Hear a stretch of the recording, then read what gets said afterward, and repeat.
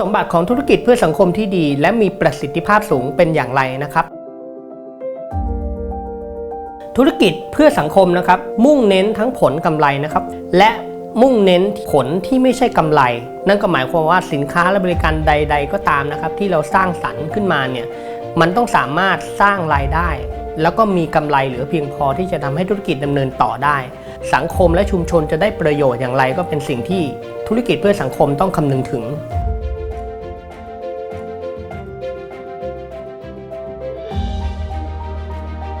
ต้องมีการปลูกฝังเป้าหมายทางสังคม social purpose นะครับเข้าไปในทุกๆกิจกรรมไม่ว่าจะดำเนินกิจกรรมใดๆก็แล้วแต่นะครับตั้งแต่ต้นน้ำยันปลายน้ำเนี่ยจำเป็นที่จะต้องมีเป้าหมายทางสังคมแฝงอยู่ในทุกๆกิจกรรมนะครับเพื่อที่จะทำให้ผู้ที่มีส่วนร่วมนะครับทีมงานนะครับต่างๆได้รับรู้นะครับว่าทุกๆกิจกรรมที่เราทำเนี่ยเรามุ่งเน้นเป้าหมายทางสังคมตัวใด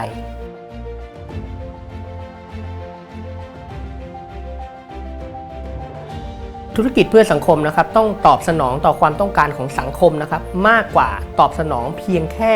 การแสดงความรับผิดชอบต่อสังคมขององค์กรเราก่อตั้งองค์กรธุรกิจเพื่อสังคมตัวนี้ขึ้นมาเนี่ยเราไม่ได้ทำขึ้นมาเพื่อที่จะแสดง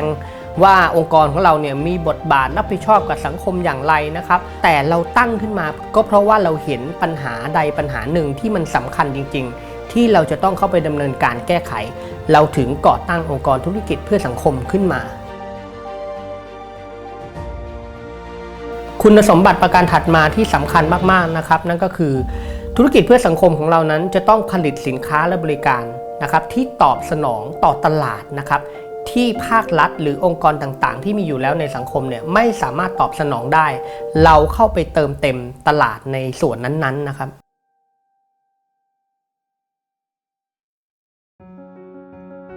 สินค้าและบริการของธุรกิจเพื่อสังคมนะครับจะต้องเข้าไปแก้ปัญหานั้นๆโดยตรงนะครับมากกว่าทางอ้อมนะครับยกตัวอย่างเช่นนะครับถ้าองค์กรธุรกิจเพื่อสังคมของเราตั้งขึ้นมานะครับเพื่อแก้ปัญหาคนว่างงานใช่ไหมครับนั่นก็หมายความว่าก็จะต้องหากิจกรรมนะครับเพื่อให้คนที่ไม่มีรายได้นะครับมีงานมีการนะครับหรือมีอาชีพทำเพื่อที่จะสามารถพัฒนาทักษะและสามารถสร้างงานด้วยตัวเองได้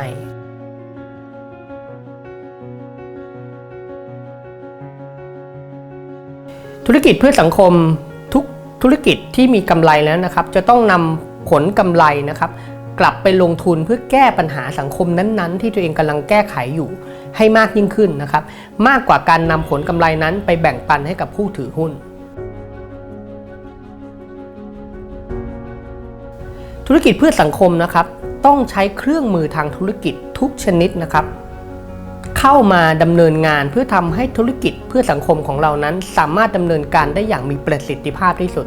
สามารถทำให้สินค้าและบริการของเราขายได้ในตลาดนะครับต้องสามารถทำให้กิจกรรมทางสังคมต่างๆที่เราริเริ่มขึ้นมานั้นเข้าไปแก้ปัญหาสังคมได้อย่างแท้จริงนะครับเพราะฉะนั้นนั่นก็หมายความว่านักธุรกิจเพื่อสังคมทุกคนต้องพัฒนาทักษะความรู้ทางด้านการบริหารและจัดการทางธุรกิจอย่างมุ่งมั่นอย่างแข็งขันอย่างต่อเนื่อง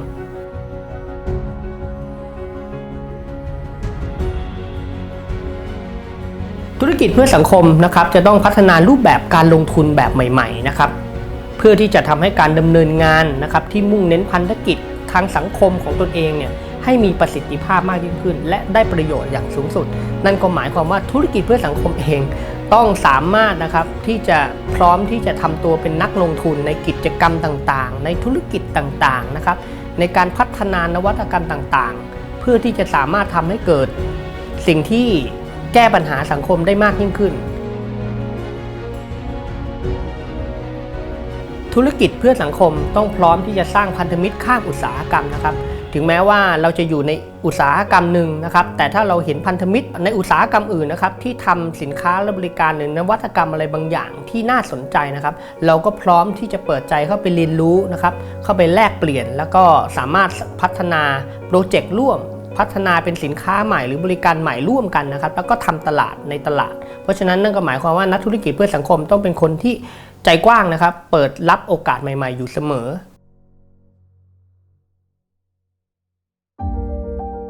นักธุรกิจเพื่อสังคมทุกคนนะครับต้องพร้อมที่จะเปิดใจยอมรับสร้างการเปลี่ยนแปลงตั้งแต่ระดับเล็กๆนะครับวงเล็กๆนะครับแล้วก็คาดหวังผลที่จะสามารถสเกลผลลัพธ์ของการแก้ปัญหาสังคมของตัวเองได้ให้มันใหญ่ขึ้นกว้างขึ้นในอนาคตนะครับเพราะฉะนั้นนั่นก็หมายความว่า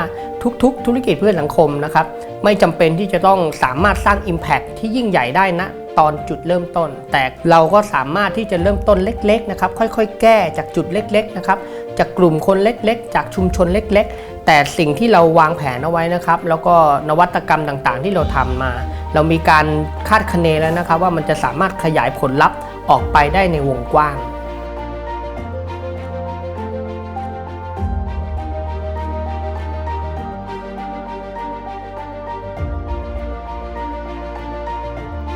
นักธุรกิจเพื่อสังคมนะครับไม่ได้มุ่งเน้นแค่การเปลี่ยนแปลงแค่สินค้าหรือบริการหรือจุดเล็กๆนะครับแต่มองไปถึงการเปลี่ยนแปลงในเชิงโครงสร้างนะครับนั่นก็หมายความว่านักธุรกิจเพื่อสังคมนะครับก็จะต้องอุทิศตนเองนะครับเพื่อเปลี่ยนแปลงรูปแบบของสังคมเปลี่ยนแปลงโครงสร้างอะไรบางอย่างในอุตสาหกรรมนั้นๆที่ตัวเองเห็นข้อผิดพลาดอยู่หรือจุดที่ต้องการได้รับการแก้ไข